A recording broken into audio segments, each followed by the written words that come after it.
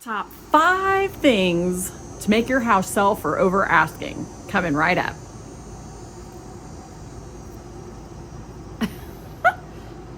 Okay.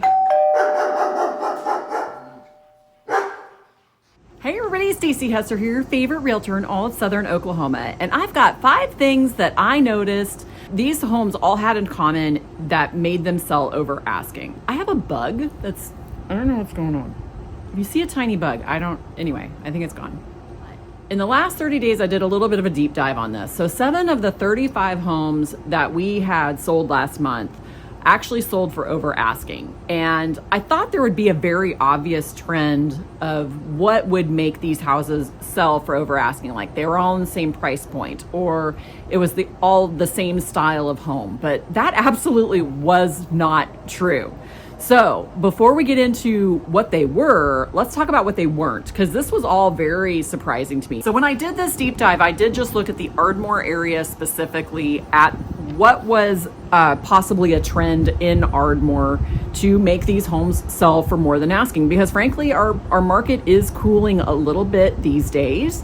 So sellers still getting over asking was honestly a little bit of a surprise to me too. These homes were all of a wide variety of sizes. One was under 1,000 square foot. Another one was well over 2,000 square feet, and pretty much anything in between. Bedrooms, 2 bedrooms to 4 bedrooms, had garages, didn't have garages, had storm shelters, didn't have storm shelters.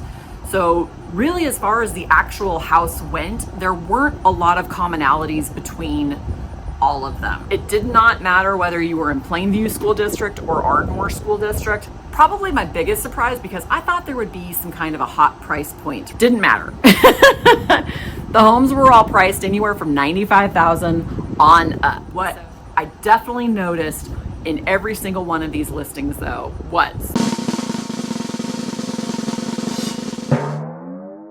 they all had strong curb appeal.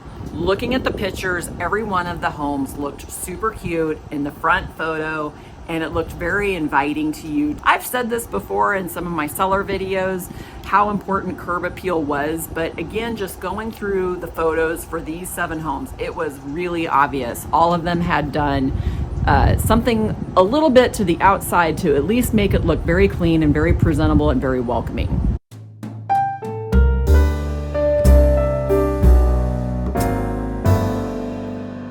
They all had good pictures. The pictures you take of a home really do need to tell some kind of a story and really invite your potential buyers into the home to check it out further. But all of the photography that was done really just showed the house for exactly what it was. If the house was run down, it didn't hide that. If the house needed work, it didn't hide that. So you're not wasting any time on trying to present a home that needs work as something that would be move-in ready.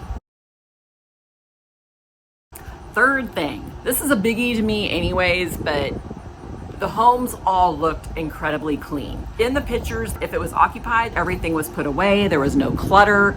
There were no personalized photos around. So the homes really showed very clean. And if the home was not occupied, again, the homes all looked very spiffy and clean, and any remaining garbage or anything like that was all removed. I don't know, sometimes I walk into a home and there's actually trash in there and stuff, which is gross. But yeah. Sellers, if you have a home that's got stuff in it, I can't emphasize this enough. You really need to take the time to purge the house, or hire a realtor that will partner with you to help you purge the home of the interior things. If you have a home that needs work and it's full of junk, an investor's not really going to be able to see the home and see the amount of work that is going to be needed if it's full of stuff. So it's vital that you purge the house of all things and just have a nice clean slate for them to be able to see what kind of work may be necessary so that they can make a really viable offer to you. But again, clean, clean, clean, clean. You never want to have a house that smells. You want to make sure that it's showing in its best light, which is just a very simple thing of just making sure that the house is clean. Number 4, all of the homes were priced right. So if it was an investor property, it was priced as an investor property. If it was a move-in ready home, it was priced as a move-in ready home. It's just vital to make sure that when you are wanting to sell your house, that you price it right the first time. You are going to have the most eyes on your property in the first 2 weeks that you list your house. You need to price it so that it will appraise, and you need to price it so that it will sell. It's our job to sell your home. It's not my job to collect buyers off of it or to make other homes look like a better deal than yours. So price your house correctly the first time. The last thing that I noticed on homes selling over asking, and this has not necessarily been a thing, but it's absolutely a sign of the times. So what I noticed on some of these homes that sold over asking was they went over asking because the buyer needed what's called seller concessions. So they were actually asking the seller to cover some of their closing costs. One of the sneaky ways that a buyer's agent can help their buyer get closing costs covered is if they escalate that price point of what they're putting in for an offer for you on your home. So let's say you're listed at $200,000 and the buyer may need $5,000 for a down payment. They would submit an offer to you at $205,000, asking you to help them pay $5,000 in their closing costs. It's kind of a sneaky way for us to help our buyers roll that down payment into the house payment if it's something that they're needing, if they didn't have enough money saved up for that down payment.